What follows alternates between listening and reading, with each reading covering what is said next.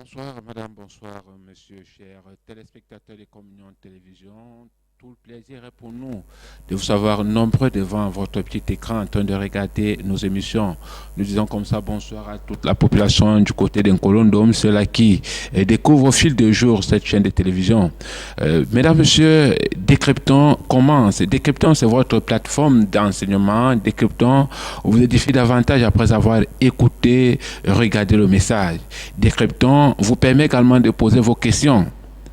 Et à la lumière de Sainte Écriture, certainement, vous allez avoir la réponse. Décryptons, c'est avec notre personne de ressources, l'apôtre Étienne Komgep. Avec lui, pendant une quarantaine de minutes, nous allons rentrer dans les profondeurs pour en savoir un peu plus, suivant la nouvelle naissance, naître de nouveau, troisième partie. Apôtre, bonsoir.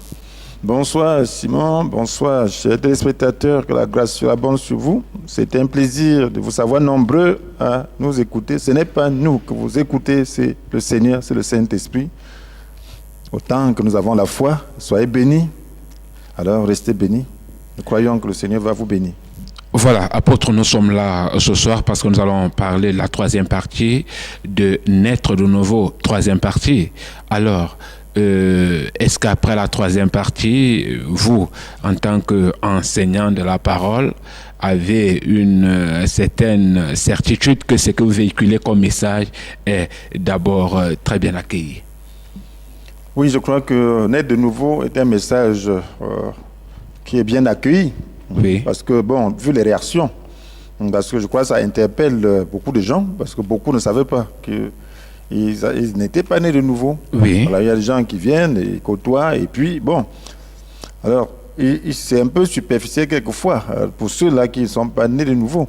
Donc, ils comprennent les choses d'une certaine manière, mais lorsqu'ils sont confrontés aux réalités de la nouvelle naissance, je crois qu'ils réagissent. Donc, il y a plusieurs qui ont réagi. Oui. Après, c'est trois messages. Donc, j'ai reçu personnellement plusieurs confessions. Donc, oui. Voilà, autant de choses. D'accord. Voilà, nous parlons de naître de nouveau, troisième partie. Maintenant, aujourd'hui, nous allons parler de l'espèce. Mais la première question que je vais vous poser, mais avant de poser celle-là, il y a une téléspectatrice qui nous a envoyé le message. Elle veut en savoir un peu plus sur le Saint-Esprit. La question de savoir qu'est-ce qu'on ressent quand on a reçu le Saint-Esprit. Voilà ce qu'on ressent. Parce que quand on a reçu le Saint-Esprit. Oui. Voilà. Donc, voilà, je crois que dans le précédent message, oui. J'ai parlé de la différence qu'il y a entre venir dans ce monde, entre un enfant qui fait son entrée dans ce monde, oui. et quelqu'un qui naît dans le royaume de Dieu. Donc, l'enfant qui est né dans ce monde est surpris. Donc, oui. Voilà, il est surpris, il est négativement surpris.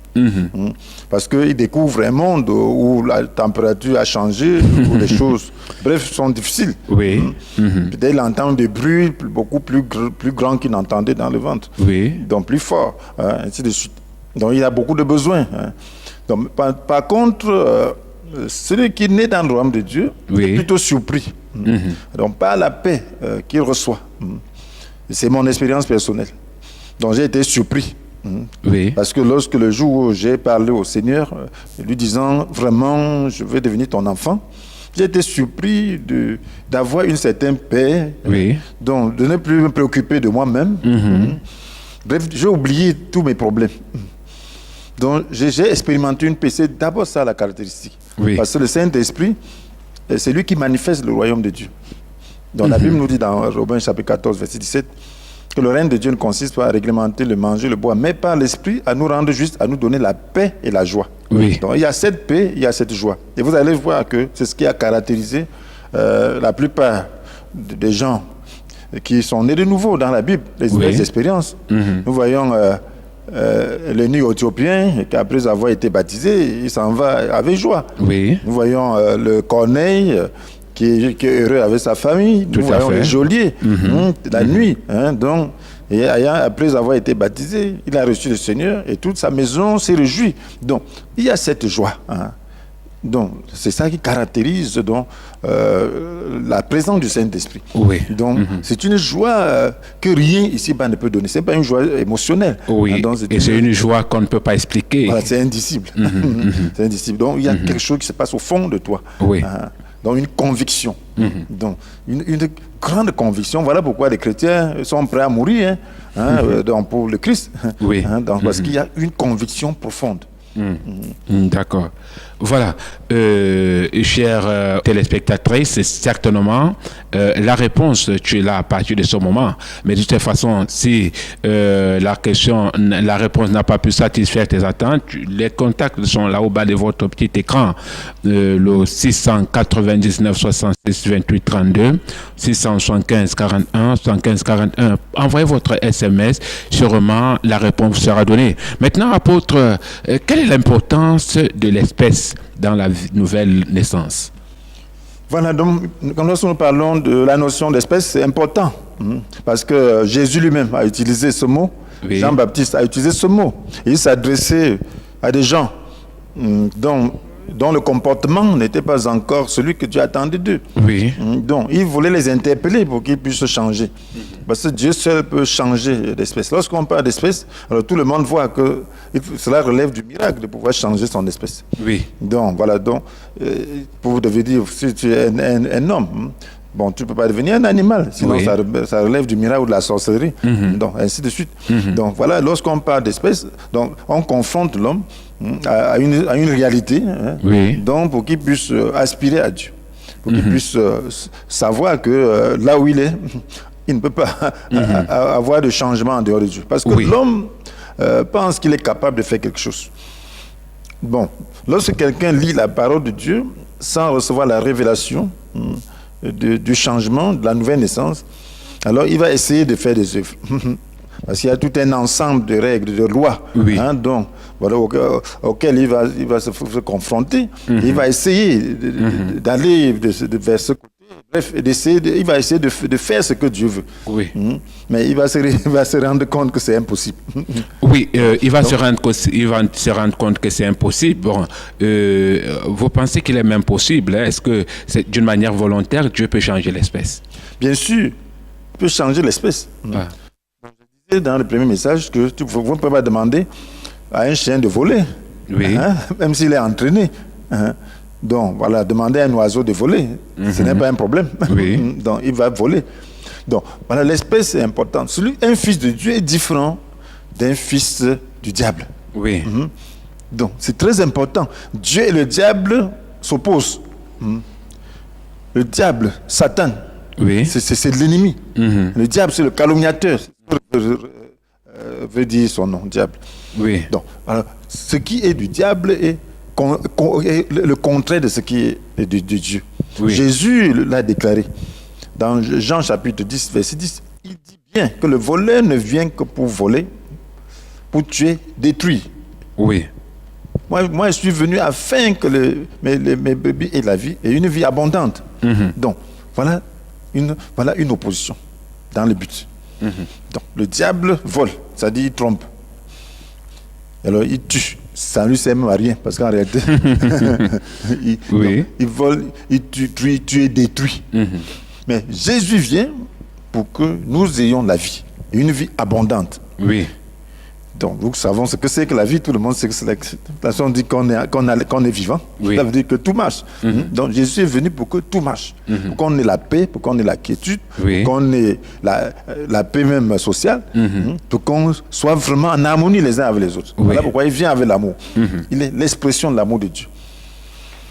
Donc, alors, un fils de l'espèce donc, est très importante. Donc, si vous êtes l'espèce du diable, donc vous allez manifester donc, son dessein.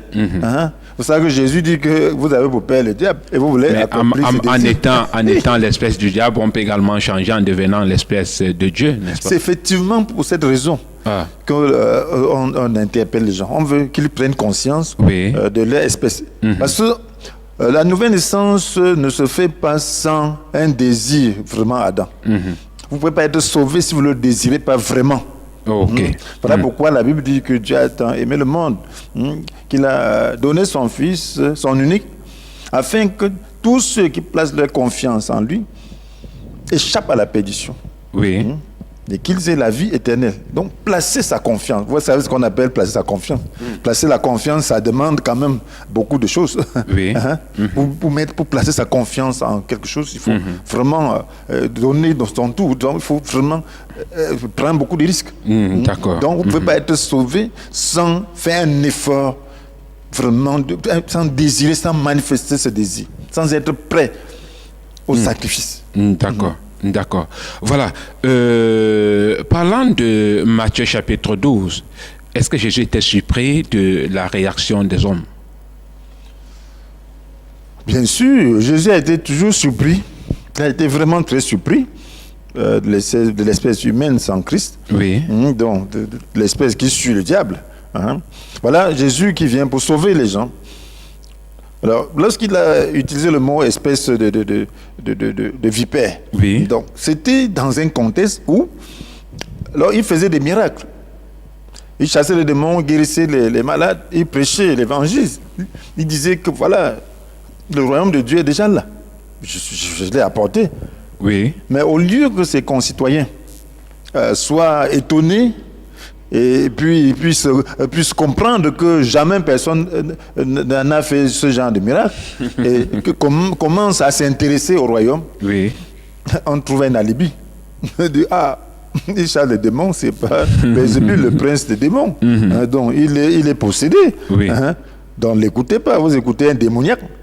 Donc ça, il y a de quoi être très étonné. Et il y a même des serviteurs de Dieu qui sont quelquefois étonnés. Oui. On peut... bref, vous êtes là, vous faites tout, vous avez tout donné pour le Seigneur. Et si on dit que vraiment que vous êtes perdu, alors là, vous serez vraiment très étonné. Oui, oui, surpris à la limite. Surpris. Lorsqu'on voit la parole qui sort de vos bouches, on dit que vous êtes satanique, alors que les paroles qui sortent de votre bouche sauvent. Vous serez très surpris par l'incrédulité. Parce que l'homme, c'est sa parole. Oui.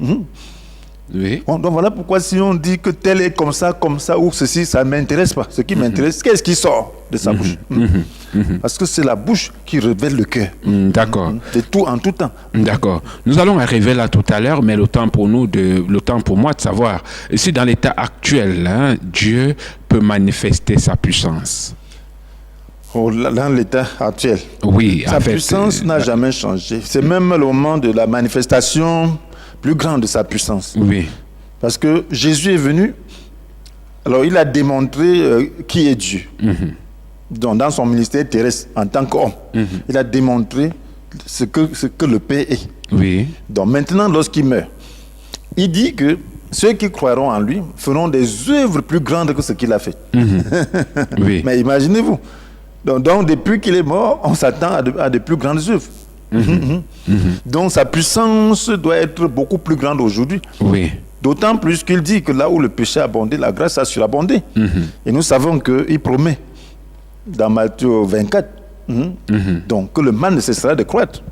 Dans ce verset 12. Donc le mal ne cessera de croître. Parce que l'amour du plus grand nombre se refroidira. Donc il promet donc que là où le péché a proliféré, la grâce va surabonder. La grâce, c'est quoi? La grâce, c'est on peut confondre la grâce au Saint-Esprit.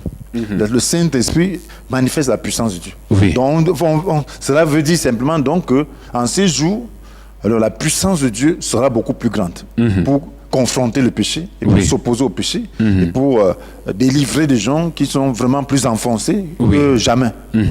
Oui, mais cette puissance-là, oui, vous dites qu'elle est manifeste. Est-ce qu'on la ressent? Voilà, ressenti, c'est deux choses. Oui. Là, le Saint-Esprit, sa personne. Voilà, c'est très important qu'on comprenne la nuance. Ok, d'accord. Parce que quelqu'un, comme un téléspectateur a posé sa question, donc on commence à voir si on a le Saint-Esprit. Oui. Donc, voilà, le Saint-Esprit se manifeste par la paix qu'on a. Ça, c'est la personne du Saint-Esprit. Donc là, lorsque tu nais de nouveau, c'est ton esprit qui est en relation avec Dieu. Oui. Parce que Dieu est esprit. Donc, alors, et toi, c'est la partie spirituelle de ta personne. Donc, qui réceptionne l'esprit. Oui. Donc, parce que l'homme est tripartite, il est esprit, âme et corps. Nous l'avons déjà dit, ça c'est 1 Thessaloniciens 5, verset 23, et plus beaucoup d'autres passages attestent cela. Oui. Donc, voilà. Donc, ce qui fait que lorsque la personne du Saint-Esprit ne se sent pas, Elle se sait. Et donc, lorsque tu reçois le Saint-Esprit, lorsque tu nais de nouveau, ce n'est pas que tu sens quelque chose. Oui. Mais tu sais qu'il y a quelque chose qui s'est passé. Donc, il y a une joie indicible, il y a une paix indicible. Là que tu sais. Maintenant, la puissance de Dieu peut se sentir. Ah, ok. C'est deux choses bien différentes. Et la puissance agit au niveau de nos âmes. Oui. Peut agir au niveau de nos émotions, de notre corps. Donc, la puissance de Dieu peut se sentir. Oui. Donc, lorsqu'elle se manifeste, on se sent. Lorsque tu as la puissance de Dieu, tu le sais. C'est vrai, c'est vrai. Tu le sais. On dit Pierre rempli du Saint-Esprit. Donc, Paul, donc, tu ne peux pas avoir la puissance de Dieu sans le savoir. Et elle se manifeste aussi de différentes manières. La puissance de Dieu peut renverser quelqu'un. Oui. Oui. Oui. Oui, la puissance de Dieu peut projeter quelqu'un. La puissance de Dieu peut enlever quelqu'un. On voit le cas de Philippe, non? Oui. Il a parlé avec l'eunuque éthiopien. Quand il a fini, le Saint-Esprit l'a transporté, il n'a même pas pris l'avion. Mais certains qui sont spirituellement peu élevés et qui sont des enfants de Dieu ne peuvent pas croire cela. Mais Dieu n'a pas changé. C'est la puissance de Dieu a pu amener Enoch au ciel. Il n'a pas changé. Oui. Donc, ce qui fait que ce n'est pas sur la base de la puissance de Dieu qu'on peut juger quelqu'un. Lorsque c'est quelque chose de spirituel, quelque chose d'extraordinaire est fait, on ne peut pas dire que non, Dieu ne peut pas faire ça. Non, pourquoi? Il ne peut pas faire ça, pourquoi? Mais après ça, qu'est-ce qu'il dit? La personne là, la puissance de Dieu est là pour manifester donc, pour sa gloire, pour amener les gens à savoir qu'il y a quelque chose qui se passe. Oui. Et maintenant, pour captiver leur attention, pour qu'ils reçoivent la parole de Dieu, pour qu'ils reçoivent le salut. Ce qui est important, c'est quel est le message qu'il prêche. Ouais. Oui. Parce qu'on ne peut pas limiter ce que Dieu peut faire. Oui. Parce que si Satan peut faire, mais Satan s'est créé, il a pris ça où? Donc ça veut dire qu'il y aura toujours une confrontation entre ce que Dieu fait et ce que Satan peut faire. Oui. Donc vous voyez, en Égypte, lorsque Moïse a lancé son bâton, c'est devenu le serpent. Le magicien en fait aussi. Maintenant, si tu lances ton bâton, ça devient le serpent. On va dire non, ça c'est la magie. Mais la magie vient d'où? C'est Dieu. Le diable n'a rien créé. Il exploite simplement la puissance de Dieu. Mais le diable n'a pas l'esprit. Le diable ne peut pas sauver. Lorsque le diable fait ça, c'est pour détourner les gens. Donc, on ne peut pas savoir ce que quelqu'un est en train de faire à moins qu'on voit le résultat de ce qu'il fait. Et c'est ce que Dieu avait dit au peuple d'Israël. De ne pas se fier à la puissance. Que même si quelqu'un prophétisait, disait des choses exactes, et que finalement, après, il vous dit d'aller adorer d'autres dieux, n'acceptez pas. C'est que c'était un faux prophète. Donc, c'est le résultat qui compte. Donc, le résultat doit être le salut. Le résultat doit être adorer Dieu. Le résultat doit être s'abaisser, l'humilité, élever Dieu. C'est ça.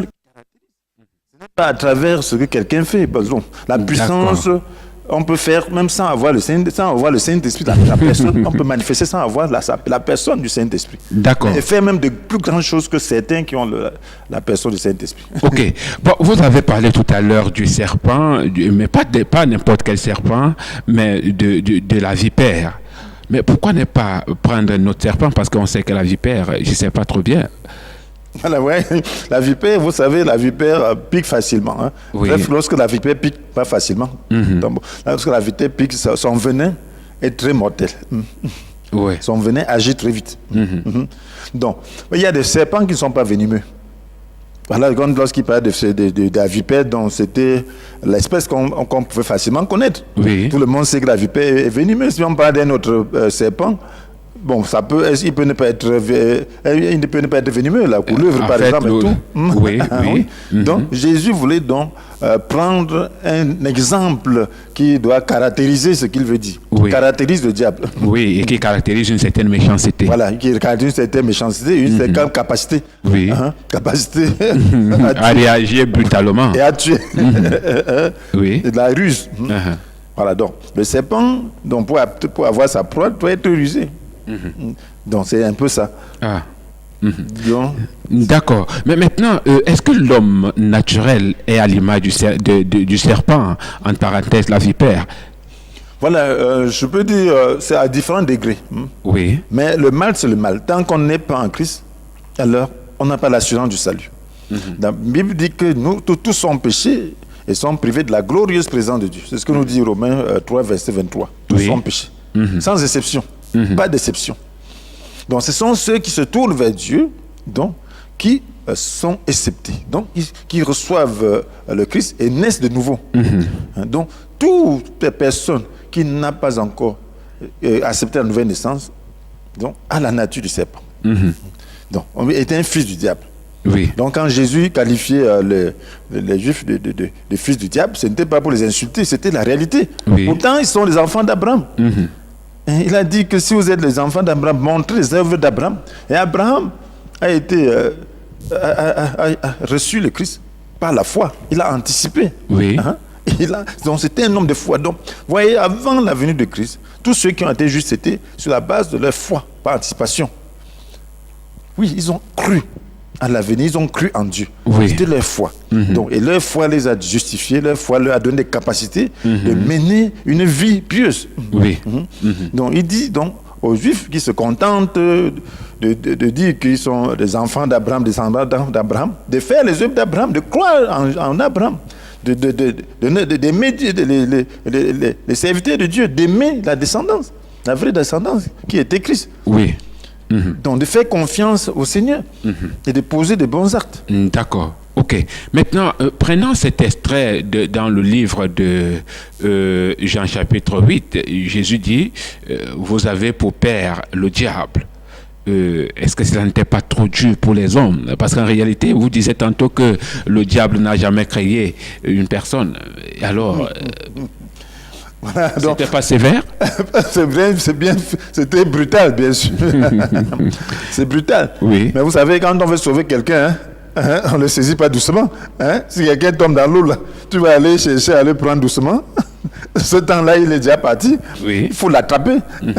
Donc, Jésus voulait les secouer. Oui. Oui. Donc, il voulait leur montrer la gravité de leur situation. Oui. Et c'était la vérité. Mais il fallait présenter cette vérité de manière brutale, de manière crue, pour les secouer. Il commence à dire, mais comment? Non, on a les poupées d'Abraham. Nous sommes de ça. Il dit que nous sommes du diable. Personne ne veut avoir le diable pour père. Oui, oui. Parce que tout le monde connaît le diable. Donc, tu as pour père le diable, il commence à s'étonner. Ça fait peur. Et là, il commence à chercher. C'est la même chose. Donc, lorsqu'on parle de l'enfer, il y a le moment où on peut insister sur l'enfer pour que les gens prennent conscience. Parce que lorsque l'homme n'est pas secoué, il ne peut pas, il est toujours berné. Parce que le diable fait tout et tout pour le berner. Oui. Oui. Donc, il faut l'interpeller. Il faut interpeller sa conscience pour qu'il se dise que mais, je suis fils du diable. Donc, si je meurs là maintenant, c'est le diable qui va me recueillir. Oui, parce que quand on essaie un peu de voir cet extrait, ça semblait être trop brutal et trop dur pour une personne d'être considéré comme étant fils du diable. Pourtant, lui, il s'était autoproclamé comme étant descendant d'Abraham. Bien sûr, c'est pour ça qu'ils étaient souvent énervés, ils étaient violents. Et Jésus, parce qu'ils trouvaient que bon, mais comment? Celui-ci se prend pour qui? Il vient nous appeler fils du diable. Au lieu de changer, au lieu de bander, pourquoi? Et Jésus lui a dit, oui, vos œuvres, changez. Il ne posait pas les œuvres. Il dit, voilà, vous voulez me tuer, non? Il connaissait même leurs pensées. Il dit, tu es un démon, comment tu sais qu'on veut te tuer? Donc pour eux, s'il y a la connaissance, c'est un démon. Mais c'était, je suis tenté de dire que c'était, en fait, chacun lançait les balles de son côté. Bien sûr. Pendant qu'ils disent que Jésus est un démon, Jésus leur dit, vous avez pour père le diable. Et c'est le même combat aujourd'hui. Oui. Certains pensent que ceux qui croient sont égarés. Et ceux qui croient disent que ceux qui ne croient pas sont égarés. Oui. Donc c'est la même chose aujourd'hui. Donc c'est très important. C'est très important. Chacun opère son choix. Donc, mais il faut dire la vérité aux gens. Parce que lorsque tu dis la vérité aux gens, le jour là où ils verront la réalité des faits, ils vont dire non. Cet homme était bon. C'est nous qui avons refusé de croire en lui. Ils comprendront qu'en réalité, le problème, c'était nous et non lui. Voilà, c'est ça. Donc, c'est très important. D'accord. OK. Mais maintenant, tout à l'heure, vous parliez de la vipère. Mais la question que je vais vous poser est de savoir, est-ce que l'on peut dompter la vipère? Parce que moi, j'ai vu des espèces dans les trucs, mais jamais la vipère. Est-ce qu'on peut dompter la vipère? Moi, je ne sais pas. Je ne crois pas qu'on puisse dompter la vipère. Tu domptes le serpent, la vipère pique directement. Oui. Donc, ça veut dire que lorsqu'elle aura faim, elle va seulement piquer. Et même la petite vipère, même la vipère qui vient de naître, c'est ça son espèce. Même la petite vipère qui vient de naître pique facilement et tue. Son venin tue. Donc l'espèce de vipère, c'est très grave. Ça veut dire que même si tu es une petite vipère, tu es dangereux. Oui. Donc c'est dire que en réalité, on ne peut... Cela veut montrer combien l'homme est méchant sans Christ. Mais je serais tenté de revenir une fois de plus pour dire, si on ne peut pas dompter la vipère, mais pour l'homme quand même peut être dompté, non? Voilà, Jésus voulait dire que l'homme ne peut pas se changer. Ah, ok. Et que l'homme est dangereux. Voilà. Donc, qu'on ne peut pas dompter. Donc, il faut simplement un changement de nature. Ok. Donc, on ne peut pas dompter la vipère. Si tu domptes la vipère, il n'y a pas confiance. Elle va te piquer un jour. Okay. Donc, c'est exactement ça. Donc, un homme, on ne peut pas faire confiance à un homme qui n'a pas le Christ. Oh, d'accord. Vous allez voir ça aujourd'hui, même dans le gouvernement, partout, on fait confiance aux gens et puis ils trahissent. Même des amis ils trahissent. Donc, parce que l'homme est tel qu'il est. Si ses intérêts sont menacés quelque part, il va agir autrement. Sauf s'il a le Christ. Donc, l'homme travaille par rapport à ses intérêts. Un homme naturel retourné sur lui-même. Il est égocentrique. Donc, il faut l'amour de Dieu qui est désintéressé pour pouvoir vraiment changer l'homme.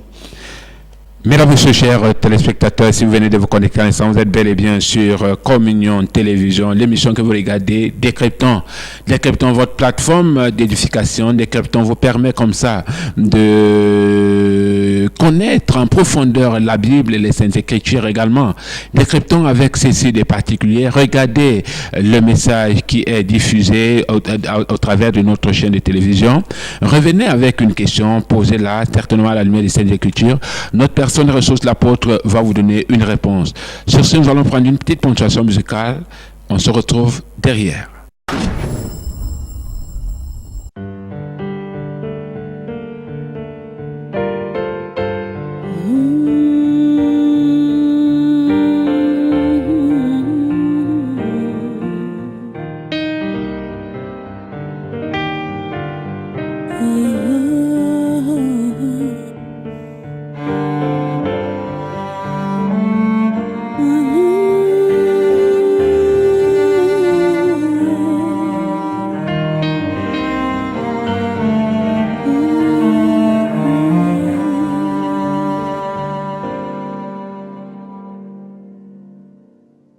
Des temps à passer dans l'intimité, rester à tes côtés pour l'éternité, être brisé par les Écritures, offrir ma vie comme une monture, c'est là mon désir pour ton plaisir, c'est pourquoi je viens. Car je sais comment attirer ton regard près de moi, Adonai.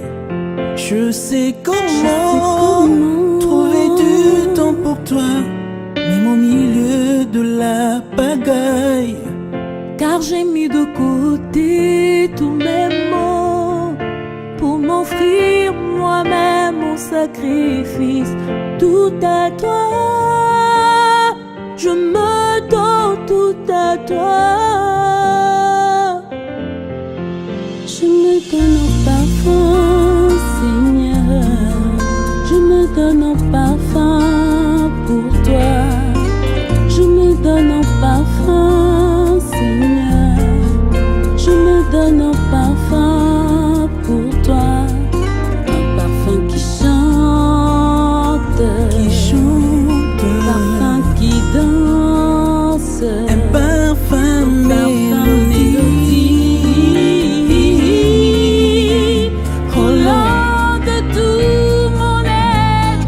Ami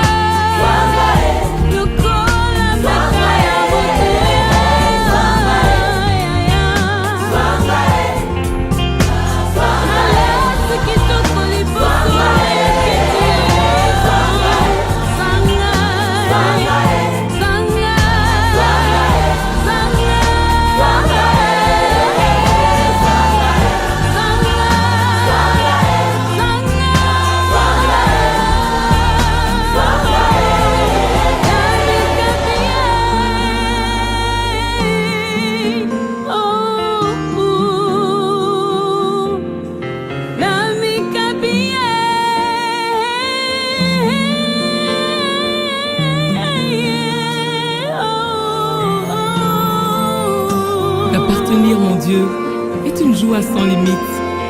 T'appartenir, Seigneur, est un privilège réservé à tes élus. Si nos cœurs fleurissent en ta présence, Seigneur, ta majesté bouleverse tous nos sens. Nous t'adorons, Seigneur, et nous sommes à toi pour l'éternité. Alléluia.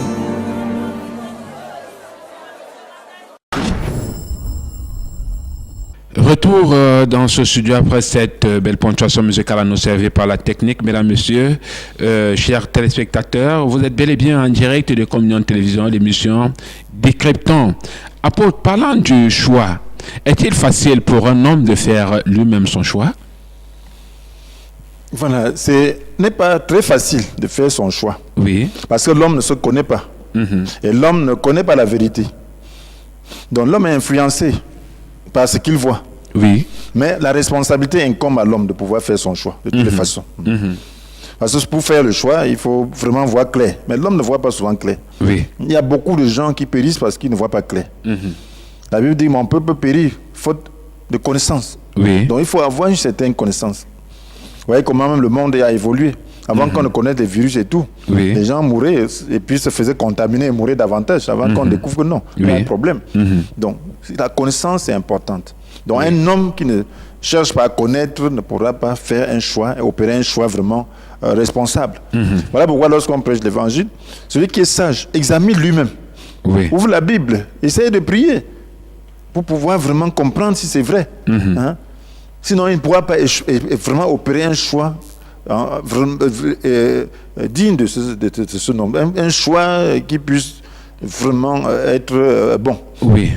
Voilà pourquoi lorsque vous voulez suivre le Seigneur, ne regardez pas les intérêts matériels, ainsi de suite, que vous allez recevoir. Donc il faut vraiment regarder, est-ce que c'est la vie, est-ce que c'est la vérité, est-ce que c'est sincère? C'est ça qui est important.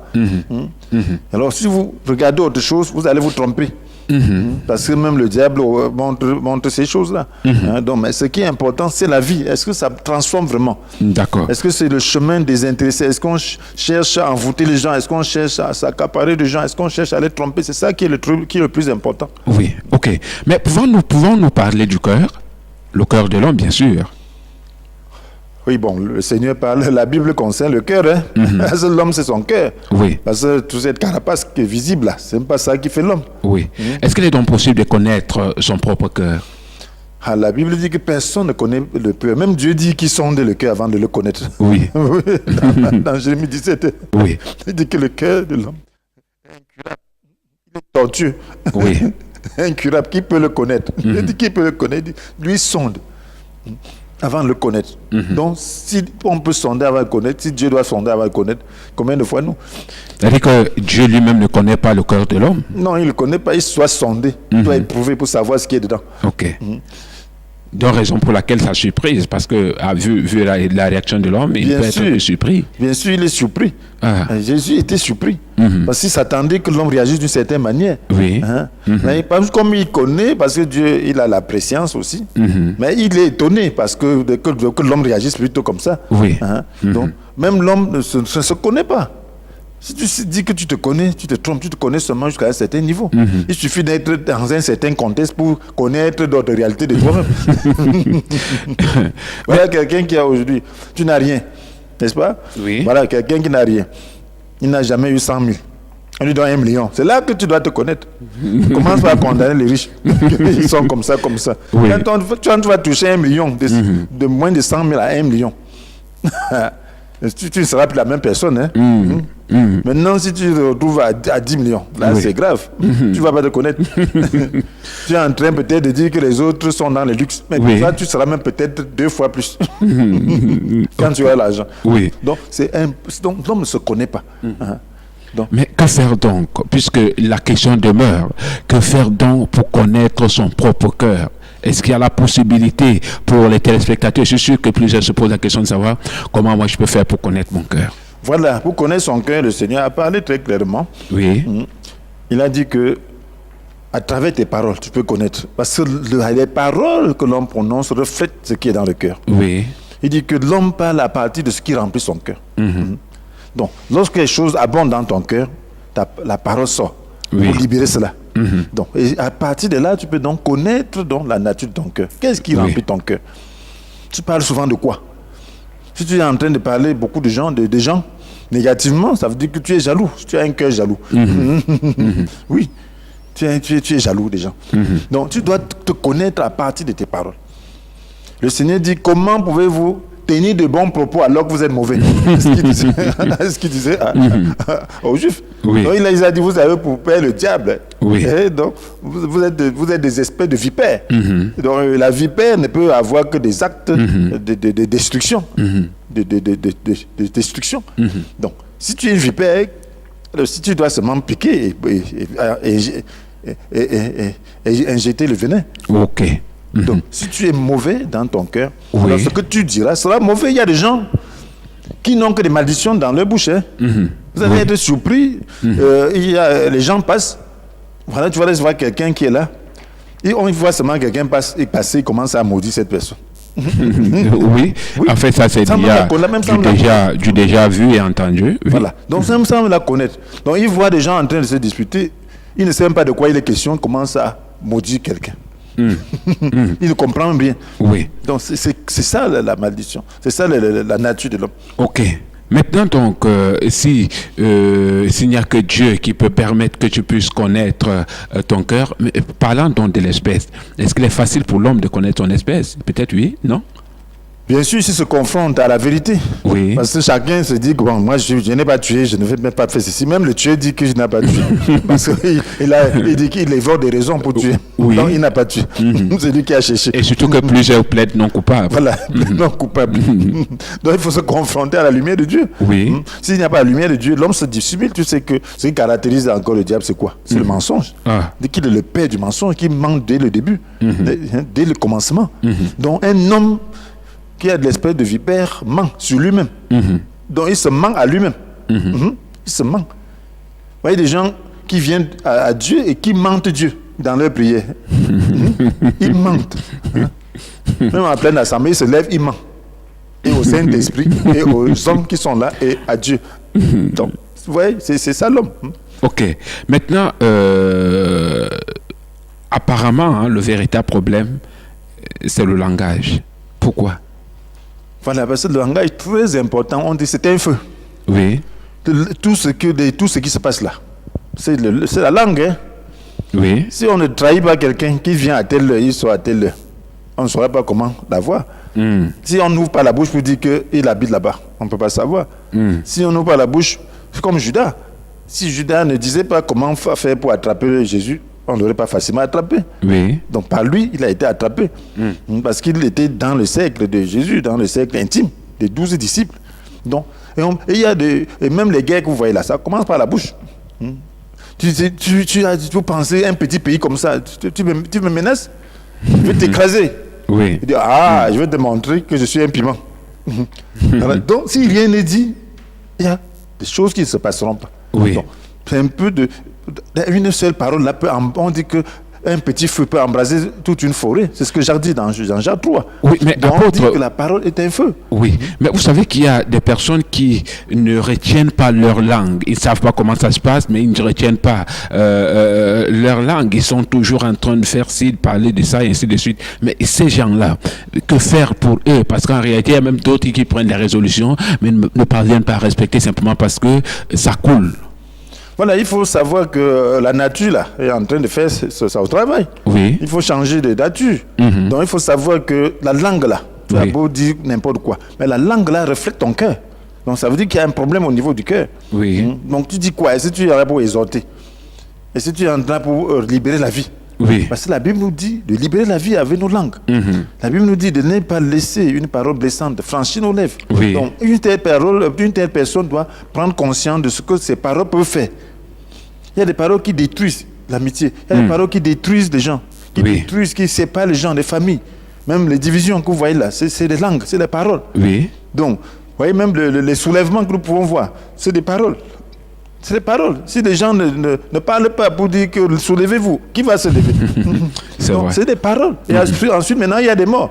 Hein? Oui. Donc, vous voyez ce que ça cause. Oui. Parlant des morts, vous dites également que la bouche tue. Mais à quel niveau? Ou à quel moment? Voilà, ça tue. Ça tue, ça veut dire que une parole peut détruire quelqu'un. Ah.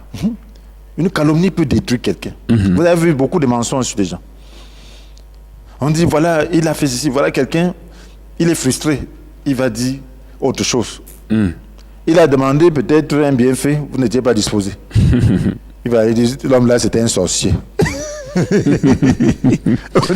À partir de quoi?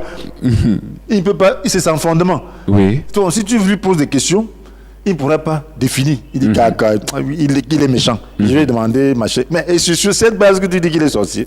Voilà pourquoi lorsqu'on dit pas négativement de quelqu'un, il faut savoir pourquoi. Quelle est la base, quel est le fondement. Simplement parce qu'il est frustré. Et là maintenant, il a déjà dit aux gens qui sont sorciers, de ces naïfs là, qui croient à tout. Oui. Ils vont seulement dire que c'était un sorcier. D'accord. Et tu vois que ça détruit déjà sa réputation. Ça détruit sa vie. Oui. Mais il y a une histoire dans la Bible, l'histoire de Judas. L'histoire de Judas qui, après, a eu une sentence assez difficile. Est-ce que cette histoire n'était pas arrêtée à la base? Est-ce que Jésus, quand on essaie un peu de parcourir les évangiles, ne devait pas venir mourir pour nous? Voilà, donc... C'est très important, il est question ici de la prédestination. Nous parlons même déjà de ça. Donc voilà, nous disons, le psalmiste dit dans le psaume 139, que je t'ai encore qu'une masse informe, tu me vois. Et dans ton registre, tu déjà inscrit tous les jours que tu m'avais destiné alors qu'aucun d'eux n'existait encore. Oui.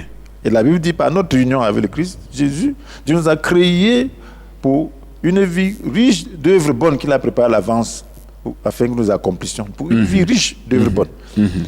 Voilà. Cela veut dire que dans tous ces passages-là, je ne vois pas une mauvaise œuvre qui soit inscrite dans le registre de Dieu. Parce que quand le roi David parlait du registre, c'était un homme qui connaît Dieu, qui connaissait Dieu. Sa vie n'était faite que de bonnes œuvres. Oui. Et là où il y a une mauvaise œuvre, Dieu l'a puni pour ça, sévèrement. Pour dire que ça, c'est parce que j'ai prescrit. Oui. Ça ne fait pas partie de mon plan. Donc, cela veut dire que l'homme a une responsabilité. Dieu n'a prescrit aucune mauvaise œuvre pour qui que ce soit. Ça entre dans la doctrine de la prédestination. Il y en a qui disent que Dieu a prédestiné certains pour l'enfer. Je ne crois pas à ça. Parce que dans ma compréhension de la Genèse à l'Apocalypse, je sais qu'il y a la préscience. Oui. Donc Dieu a créé, c'est comme tu peux jeter les arachides, certains vont pousser, d'autres ne vont pas pousser. Tu peux savoir, voilà, ceci. Donc Dieu sait que parmi ceux-là, il y aura des gens qui ne le croiront pas à lui, dans sa préscience. Mais il n'a destiné personne à ne pas croire à l'incrédulité, non. Il n'a pas destiné quelqu'un à l'incrédulité. Voilà pourquoi la Bible nous dit toujours en Christ. La Bible nous dit d'ailleurs dans Romains chapitre 8, je crois verset 29, voilà, que ceux qu'il a connus d'avance, il les a aussi destinés d'avance à être conformes à l'image de son Fils, afin que ce dernier soit l'aîné de nombreux frères. Ceux qu'il a connus d'avance. Donc il connaît d'avance par rapport à sa préscience. Donc il a aussi destiné. Donc, quand Dieu sait qu'il y aura des gens qui ne le suivront pas. Mais ceux qui vont le suivre, il les destine donc à une vie, donc à la gloire de Dieu. D'accord. Donc, et chacun a la volonté, donne l'occasion à chacun de pouvoir donc faire un choix responsable.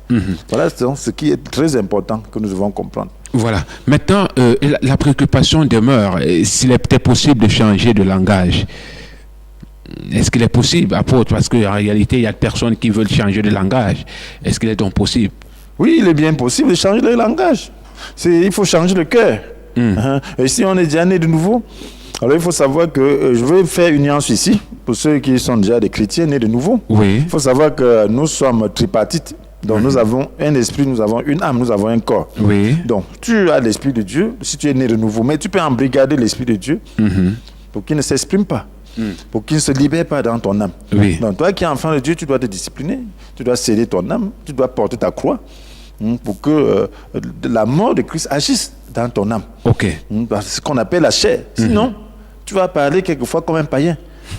Donc on peut changer de langage. Et pour ceux qui ne connaissent pas Dieu, ils ont besoin d'être de nouveau et de faire du progrès. Donc il faut prendre conscience. Lorsque tu prends conscience du fait que ta langue est mauvaise, même en tant qu'enfant de Dieu, tu dois demander au Saint-Esprit de toucher ta langue, toucher ton être. Tu dois déposer ta vie comme un holocauste, comme un sacrifice vivant.